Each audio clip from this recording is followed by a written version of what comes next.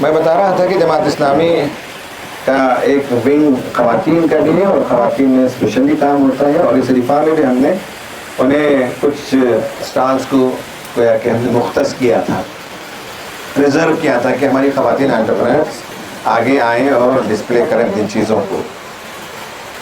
جماعت کے ارکان کا یہ اجتماع تھا۔ جماعت اسلامی کی جو کا اسٹرینتھ ہے وہ 1 ملین اس کے فالوورس ہیں پورے ہندوستان میں، اور اکراس دی سوسائٹی ہے، لائرس ہیں، پروفیسرس ہیں، انجینئرس ہیں، ڈاکٹرس ہیں، علماء ہیں، سب طلباء ہیں، طالبات ہیں۔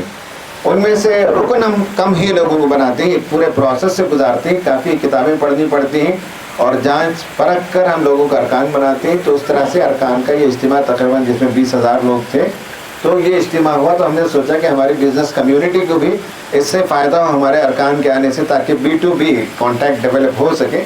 تو یہ وہ ارادہ تھا جس ارادے کے تحت ہم نے اس کا انعقاد کیا، اور ہمیں خوشی ہے کہ ہم اپنے مقصد میں کامیاب ہیں، اور آپ بھی الحمدللہ اس احساس میں شریک ہوں گے کہ آپ کا یہاں آنا اور آپ کا اسٹال لگانا اور آپ کا شرکت کرنا آپ کے لیے وہ مفید رہا ہوگا۔ ایسا نو؟ الحمدللہ، ویری گڈ۔ اللہ تعالیٰ نے فرمایا فَإِذَا قُضِيَتِ الصَّلَاةُ فَانتَشِرُوا فِي الْأَرْضِ وَابْتَغُوا مِن فَضْلِ اللَّهِ وَاذْكُرُوا اللَّهَ كَثِيرًا لَعَلَّكُمْ تُفْلِحُونَ۔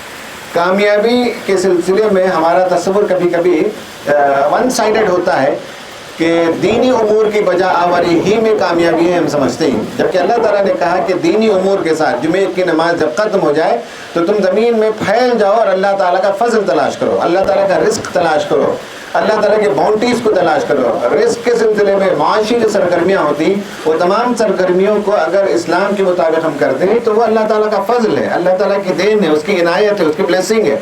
تو کہا کہ لعلکم تفلحون، فلاح اس میں ہے کہ دونوں چیزیں ساتھ میں چلنی چاہیے۔ آدمی معاش میں اتنا سرگرم ہو کہ اپنی دینی ذمہ داری بھول جائے، یہ بھی مناسب نہیں، اور آدمی دین ہی کو پکڑ کر رہے اور دنیا میں کوئی بڑا کام اور بڑا کارنامہ انجام نہ دے، یہ بھی صحیح بات ہے۔ نبی صلی اللہ علیہ وسلم کو ہم دیکھتے ہیں کہ بیک وقت وہ بہت بڑے تاجر بھی تھے اور آپ جو انبیاء کے سردار بھی تھے، اور میں نے اس سے پہلے حیدرآباد کے ایک پروگرام میں بتایا تھا، اور آج بھی میں آپ کو بتاتا ہوں صرف ایک بات کہ نبی صلی اللہ علیہ وسلم اپنے زمانے کے کروڑ پتی تھے، بہت شاندار بزنس کرتے تھے، اس کی تفصیلات میں نے وہاں بتائی تھی۔ آپ کو صرف یہ بتا دوں کہ جب آپ نبی بن گئے اور آپ 53 سال تک وہاں مکے میں تھے، اس کے بعد آپ مدینہ گئے، تب تک بھی آپ تجارت کرتے تھے، آپ کا انویسٹمنٹ ہوتا تھا، آپ فزیکلی بزنس نہیں کرتے تھے۔ ایک عمر ہونے کے بعد ایک تاجر کرتا یہ ہے کہ وہ خود فزیکلی انوالومنٹ نہیں ہوتا، بلکہ وہ انویسٹمنٹ کے ذریعے سے اور سسٹم ایسا ڈرائیو کر دیتا ہے کہ سسٹم ڈرائیون بزنس ہونا ہے۔ پرسن ڈرائیون بزنس بہت دنوں تک آپ چلا نہیں سکتے، تو پرسن ڈرائیون بزنس سے سسٹم ڈرائیون بزنس کی طرف آنا یہ بھی رفاع کا ایک کام ہے۔ اور نبی صلی اللہ علیہ وسلم کا جو پارٹنر تھا وہ ابو سفیان تھا۔ آپ کو تعجب ہوگا، وہ اسلام کا سخت ترین دشمن تھا، بعد میں وہ اسلام لے آئے بہت زمانے کے بعد، جب مکہ فتح ہو رہا تھا اس وقت ایمان لے آئے، لیکن اس سے پہلے تو ایمان نہیں لے آئے تھے۔ آپ صلی اللہ علیہ وسلم کے دشمن تھے میسیج میں، لیکن آپ کے بزنس کے پارٹنر بھی تھے۔ اس زمانے میں بھی وہ جب بزنس کے لیے جا کر آتے تھے تو نبی صلی اللہ علیہ وسلم کا شیئر نکالتے تھے پروفٹ کا۔ میں بتانا چاہتا ہوں کہ بزنس کیسے کیا جائے وہ نبی صلی اللہ علیہ وسلم کے ماڈل کو ہمیں اسٹڈی کرنے کی ضرورت ہے۔ کچھ زمانہ ہوتا ہے جہاں آپ کو فزیکل ہارڈ شپ کرنی پڑتی ہے، اور ایک زمانہ آتا ہے کہ اس سے باہر آپ کو نکلنا ہے، اور فزیکل ہارڈ شپ سے باہر نکل کر ایک سسٹم کے تحت آپ کو بزنس چلانا ہے۔ قرآن میں بتا رہا ہے کہ دونوں چیزوں کے ساتھ کامیابی ہے۔ آج کے زمانے میں جو آپ کر سکتے ہیں وہ یہ ہے کہ آج کے زمانے میں جو کنٹمپرری چیلنجز ہیں اور کنٹمپرری جو بزنس کے طریقے ہیں، ان میں 5 باتیں اگر آپ مد نظر رکھیں، اور کرتے بھی ہوں گے مجھے معلوم ہے، اگر نہیں کر رہے ہیں تو ان 5 چیزوں کو سیکھنا پڑے گا، ان 5 چیزوں کی کاؤنسلنگ لینی پڑے گی۔ ہمارے جو لیڈرز بیٹھے ہوئے ہیں یہ آپ کی رہنمائی کر سکتے ہیں اس سلسلے میں۔ نمبر 1 یہ ہے کہ ڈیجیٹل ٹرانسفارمیشن اینڈ آٹومیشن کے ساتھ آج کام چلتا ہے۔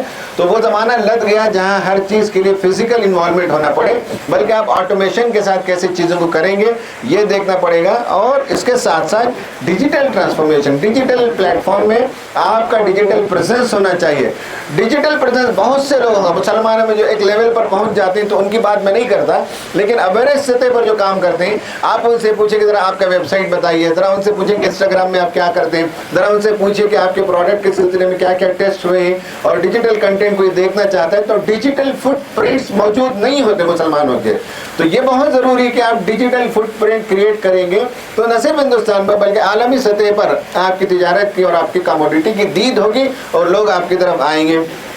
जो लोग इस मैदान में पीछे हैं उन्हें सीखना चाहिए। नंबर 2 वो है कि आज का ज़माना सस्टेनेबिलिटी का और इको फ्रेंडली का ज़माना है, तो हम कोई भी चीज़ प्रोडक्ट तैयार करें तो अगर वो इको फ्रेंडली नहीं है और आज आप पैसे कमा रहे हैं तो ये मान लीजिए कि 5-10 साल में उसका वक्त ख़त्म हो जाएगा और दुनिया तेज़ी से चेंज हो रही है, इको फ्रेंडली चीज़ें लाना चाहती है, तो हमें जल्द अज जल्द ट्रांसफॉर्म होना चाहिए। हमने देखा बहुत से मुसलमानों को कि एक ज़माने में बहुत अच्छा काम करते थे और उसके बाद उनका डिक्लाइन हो गया, इसलिए कि वो इको फ्रेंडली बन नहीं सके, नई चेंजेस नहीं ला सके, क्योंकि आज के ज़माने में पोल्यूशन का मसला होता है और बहुत से जो है हिंदुस्तानी हुकूमत की तरफ से कवानीन होते हैं, तो अगर उनका आप ख्याल नहीं रखते तो तिजारत में आगे नहीं बढ़ सकते।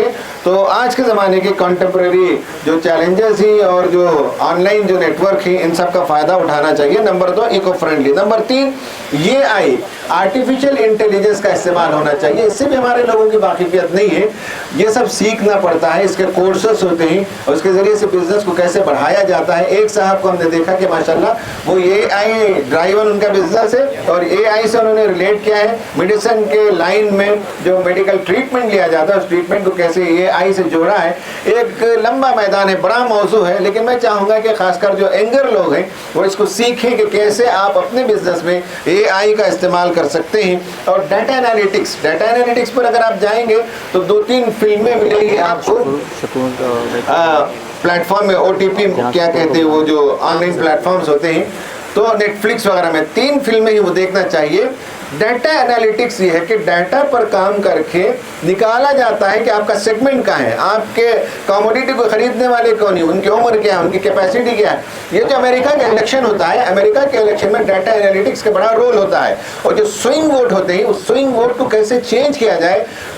एक कंपनी है एनालिटिक्स ब्रिटानिका, तो ये लोग इसका एनालिसिस करके बताते हैं कि कहाँ कहाँ कौन से पॉकेट्स हैं जहाँ अगर फलां कैंडिडेट को आगे बढ़ना है तो उसे बढ़ाया जाता है, उसके लिए फिल्में बनाई जाती हैं, उसके लिए तफरीह का सामान किया जाता है, उसके लिए बहुत सी चीज़ें बनाई जाती हैं जो आपको आइडिया ही नहीं होता कि ये असल में वोट के लिए किया जा रहा है, आपको मालूम ही नहीं होता, लेकिन आपका जहन ऐसे धीरे धीरे धीरे मोड़ा जाता है कि ऑटोमेटिकली आप मान लीजिए साहब डेमोक्रेट को देना वोट चाहते हैं तो डेमोक्रेट को देते हैं, या ये है कि रिपब्लिकन को देना चाहते हैं रिपब्लिकन को देते हैं। और कहीं ये नहीं है कि वोट का भी जिक्र नहीं होता, इलेक्शन का भी जिक्र नहीं होता, लेकिन माइंड को कैसे कंट्रोल करते हैं, माइंड को कैसे चेंज किया जाता है कि वो पुश करते चले जाते हैं। इलेक्शन से 3 महीना पहले काम करते हैं, आपको टारगेट करते हैं और धीरे धीरे इलेक्शन के डे तक आपका जहन बन जाता है कि मुझे फलां कैंडिडेट को वोट देना है। ये डाटा एनालिटिक्स का काम होता है और इलेक्शन में सब इस्तेमाल होता है बाहर।